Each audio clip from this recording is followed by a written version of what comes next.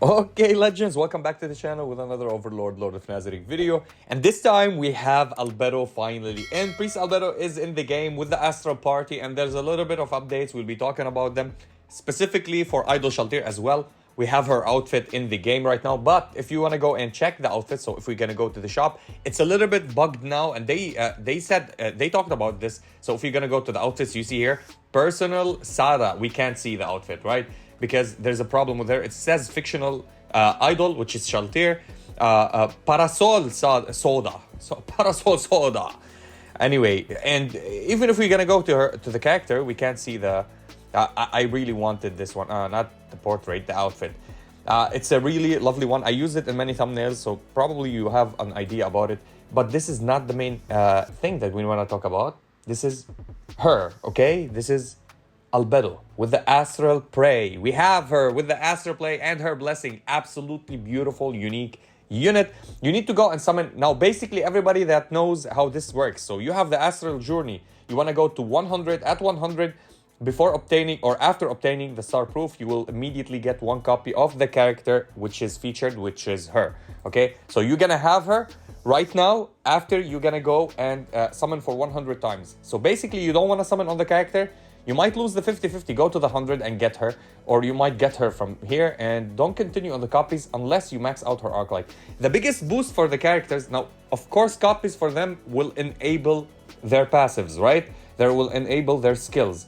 But the problem is you can't farm arc lights for limited characters, such as Idol Shaltir, such as Lupus, such as... what else did we get? We just got Zeshi, so we can't. You need to farm their Arclight. Their Arclight are exclusively only found here on their summons. You can summon for the Arclight, summon for 100.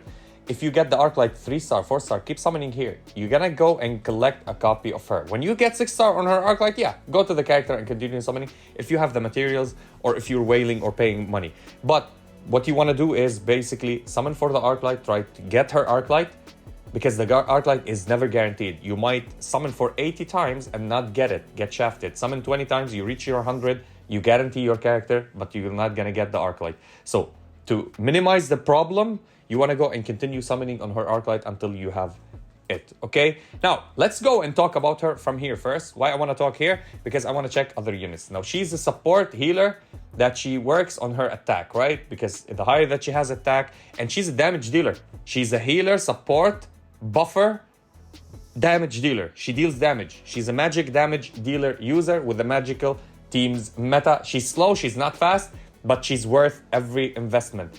Now, her attack is high, but not higher than Mari. Of course, Mari is the highest through them all. Tied with Idol Shaltir, I think, because we looked about it before. Now, the highest support in the game right now is Priest Shaltir, which is Mask Shaltir. At 2,312, she have it at 2,320. Okay, so she's higher than her on attack. Not the biggest difference, but she deals AoE damage, and she's a damage dealer. She doesn't only do healing or buff you or help you out with survivability. Absolutely beautiful art. I love everything about her. She's not the speediest. She's not the slowest. I think she's tied with Mask Shaltir. I think they have the same speed. Yeah, 101.75, 101.75 the same. And she can go to 176. Not the fastest, not the slowest, but she's not in the top tier high speed, such as A ranking, and it's the low B ranking or the mid tier B ranking. So she's relatively slow to the other characters that you want to think about. Okay, now when you get her max out, her attack will be insane. She has great magical defense. She has great HP. Her defense on the normal defense is normal. It's mediocre. It's not the high end or the low end, which is really perfect. I don't know what they changed about her from the CN version. I was asking some of my friends, hopefully they will reply soon. I was asking if her speed was max, because somebody told me, and this might be misinformation, that she had speed the same as Renner and the others, which I don't think so, because I saw a previous video and her speed was the same.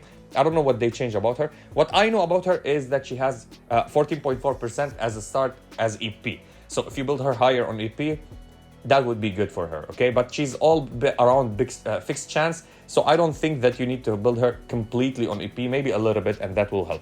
Let's talk about her passive first, because we start about the passive. Look how many buffs are there. We'll be talking about them, and then you're gonna understand everything about it.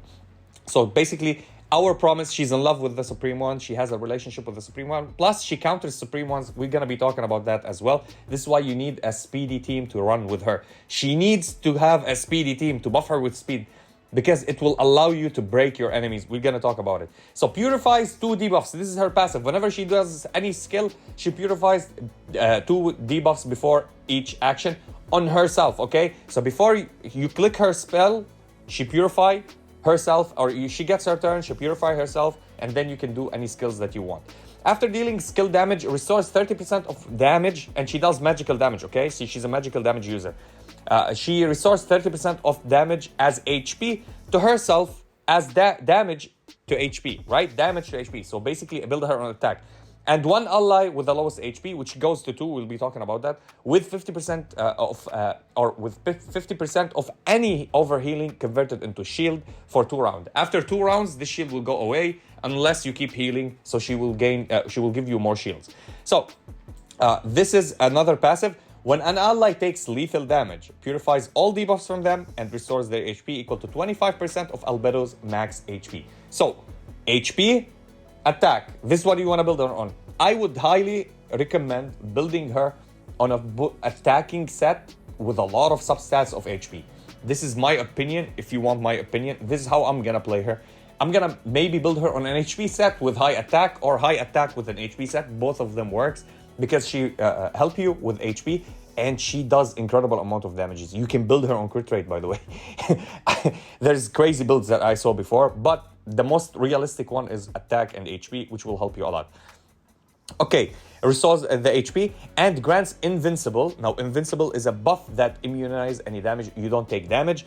And debuff immunity. Debuff immunity, which prevents you from taking any debuffs, including control effects as taunt, stun, silence, freeze, sleep, all of them.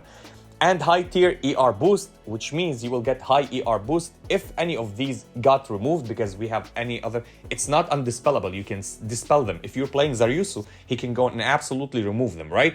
But if you get the high tier ER boost, he might not be able to do that because he needs high EP to do it. So you're gonna get 60% buff in ER, which is great. Okay, now for her 5 stars. This is a 5-star skill. You can read the same text. So, reduces the damage of the first enemy skill dealt to Albedo each round by 80%. So every round you transition into every round, like there's Zeshi, the start of the round, she wanna kill her, one-shot her. 80% of the damage that Zeshi does, she remove it, takes it away. She takes only 20%. And increases her overhealing to shield conversion by 20%. Every start of the round. So that's absolutely perfect. And she enables your entire lineup and yourself from getting one shot, and this is absolutely huge. This is a 5-star. You need to get her to 5-star is the pivotal point for her. Now 6 stars is perfect, but 5-star is the major point for her. If you stop at 5-star, she will work perfectly fine. Okay, now she will increase the healing when you increase her passive to restore HP for the 2 lowest characters, not only one, by 50% of the damage, of course. And when an ally takes lethal damage, purifies all debuffs and restores HP equal to 25% of her maximum HP and grants them invincible, immunity to debuff, and high tier ER boost for 2 rounds. This effect can activate 2 times per battle, only 2 times, okay? So 2 times she can help units to get not lethal, not dead, so not 1 unit, 2 units, and give them all of these buffs twice, okay? So it might happen on the same run for 2 units, or on multiple runs for 2 different units, okay? So keep that in mind. Now, her first skill, very basic. It's a single target attack. So she deals magical damage, as we said here, equal to 100% of her attack. So her damages is according to her attack. Her healing is according to her HP. So why we build her on HP and on attack. So hitting grants 100% basic chance to transfer 1 buff from the target, and it goes up to 2 buffs from the target to the unit with the highest attack on your lineup, which goes to 100 basic chance. It means with high EP. If they have high ER, you might not do that. She needs a little bit of EP, so she can do that. And she might transfer invincibility, debuff immunity, high tier ER, whatever it is. She might even steal a shield. Shield is a buff, so she might grant you a shield from the enemy. And the damage goes up to 120, which is really, really great for her. Her second skill, which is, tada, surprise, okay? So basically they changed the name of the Arclight. It was supposed to be like in the notice surprise, but it's now the second skill. So, throws a fancy gift box to attack all enemies. It's an AoE. These magical damage equal to 100% of attack. Hitting grants 70% fixed chance. This 70% goes to 100%. Don't worry about it. So you will do it all the time. To dispel 2 shields from the target. 2 shields. You're gonna tell me, what do you mean 2 shields? It can be up to 3 shields, by the way. I'm gonna explain what's the difference between these shields. After using this skill, it grants crit resistance boost. It means you're gonna get a crit hit to your face less. Not crit damage, the crit rate. So they will not be able to crit you consistently. It's only 20%, but it's still decent to all allies for 2 rounds.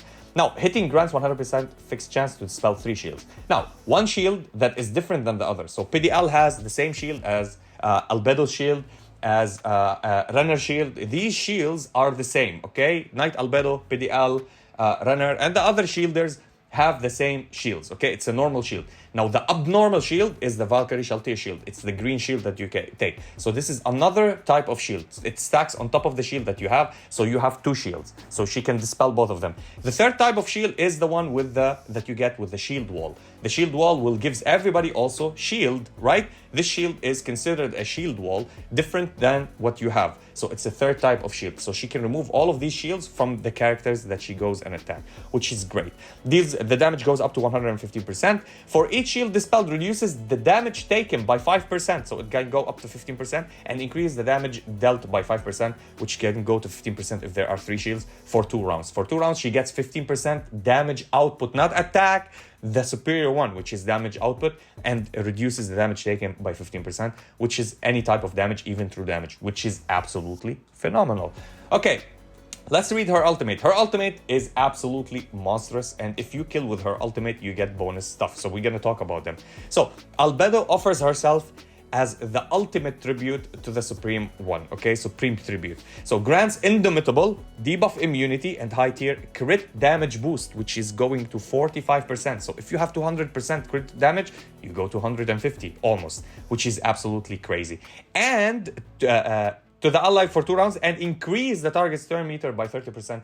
Like Pistonia, not 100%, but 30% is absolutely fantastic, okay? So, these magical damage equal to 100% of attack to all enemies, nullifying 30% of the magical defense. So, she straight up counter not only to Zeshi and these units, she's also straight up counter to CZ. Now, what does CZ do? CZ will go and amplify the magical damage. Even Idol Shaltir, amplify magical damage when she procs her Heartbreak. And with CZ, she does the AoE, she gives supplies, and she increases the damages taken as magical damage and reduces the damages taken by her allies by magical damage. She comes and just nullify 30% of the magical defense that they have, and all the stats of CZ.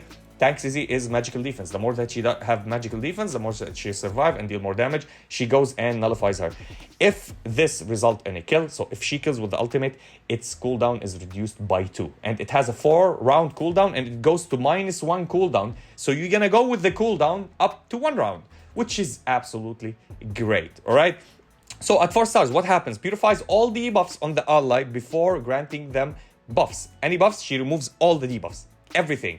For each debuff purified, heals the ally for 5% of Albedo's maximum HP and increase the ally next skill damage by 5%. Let's say you have a lot of debuffs, shock, bleed, burn, anything, you know, everything that you have. And she removes them all. You can have up to maybe 10 stacks, who knows? That's going 50% boost in magic, in normal damage, and 5% or 50% in healing, which will get you to super heal. Now, here we talk about her 6-star. Before dealing damage, there's a 100% fixed chance, 100%, to dispel 2 debuffs from the target. 100%, she will remove 2 debuffs. There is no talk about that. For each buff dispelled, grant herself 5% turn meter boost, so up to 10%. If this skill or if the ultimate lands in a kill, it is treated as an execution, nullifying effects like Indomitable and death immunity. So let's say you went and attacked Victim, and this is a straight up counter to Victim. When you kill Victim, Victim revives, right? If they have Solution, he's not gonna die. If you have like Idol, or not Idol, Clementine, if you have Indomitable from Isekai, You're gonna nullify these, you remove these, and you go through and you kill victim. Victim is an easy target for her to kill. So it is considered a kill the first time she does. So basically, when you see a victim, you play Albedo, you one-shot victim with Albedo.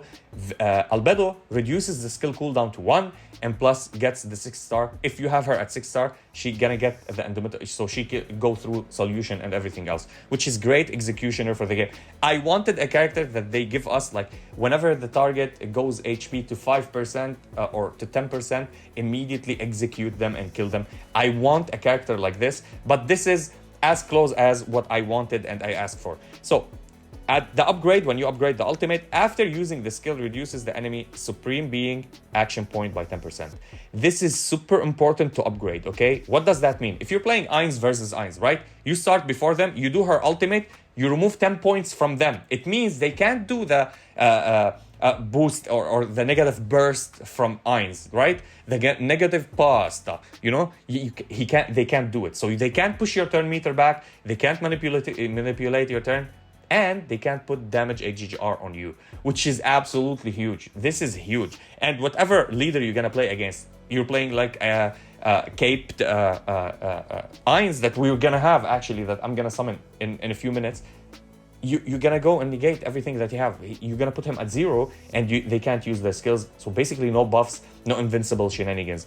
And increases the magical damage, as we said, to 115 and reduces the skill cooldown. Beautiful. I love her. I love her art. First of all, everybody knows my favorite waifu is Albedo, and now we have pink Albedo. I love her so much. Sadly, we don't have an outfit. I mean, she doesn't need an outfit. Look at her. Look at this beautiful lady. She doesn't need an outfit. Let's talk about her arc light. So her arc light, what was surprise before, now it's blessing inside. I don't know if they changed it or I misread it because I'm blind, right? So EX effect. After using a skill, purifies 1 debuff from all allies, so she goes and removes debuffs again, but prioritizing buff block. Why? So you can get buffs after this one, because whatever she does, she gives you buffs, so she removes buff block first, and you're gonna get all the buffs afterwards. When allies survive a fatal attack and recover HP due to the user passive, which is her passive, or their passive as well, increase their turn meter. I don't know if they're passive as well, but her passive is 100%. Increase their turn meter by 30%. It means you push them back to go and start again, and increase the recovered HP by 50% on top of that as a boost, which is huge. Now you would tell me, yeah, we need only 1 copy of her. Well, I agree with you. If you want to play 1 copy with her, it's fine. But again, if you want more stats on her, you want her bulky, you want her to deal more damage, you want to increase or you want to maximize her arc light, because it's 10% in attack and 605% in attack and 4004 in HP. Now, I know it's not the biggest shenanigans, but 60 to 600 is like, it's a lot, okay? It's a lot. So do that. If you can pull multiple arc lights from her, go and do it. Don't feel shy to do that. Again, summon on her arc light. Look at her entrance. Beautiful. I love you, Albedo. You're absolutely beautiful. And this outfit, oh, mamma mia. All right. So this is basically it for Albedo. This is what I wanted to talk. I'm not going to do the summons. I'm going to do them on stream. We're going to stream on 3 or 4 different accounts, including my account. I'm going to go and reduce everything to 0 because I want to summon all of it on her arc light and try to have her. Maybe when I hit her at 100, I'm gonna stop because Momon is coming. So as we talked about and we said before, that the black, which is the amethyst, is shown. It's not shown here yet, but it's shown in the shop or in the conversion shop in the mansion. So basically, we're gonna have them soon. So keep your mind on that. And we have the ranking also. Here we go. So we have the purchasing packs as well. This is for free, so you can go and purchase. Again, I don't know with the emulator, with BlueStacks, what currency they're giving me. I think it's Nubox, the currency of the BlueStacks. And you're going to get the pay-to-win title if you're going to rank first. And of course, who are... Anamea! Or no, that's a different... I don't know any of these. Do I know any of them? There's a lot of... Side/, of course. Side/ and Aftershock are immediately. Let's go and pay. I showcased you. / Here we go. I show you buying. Okay, anyway, that was it for the video. Let me know if you're gonna summon for it, and I'll be seeing you in the next one.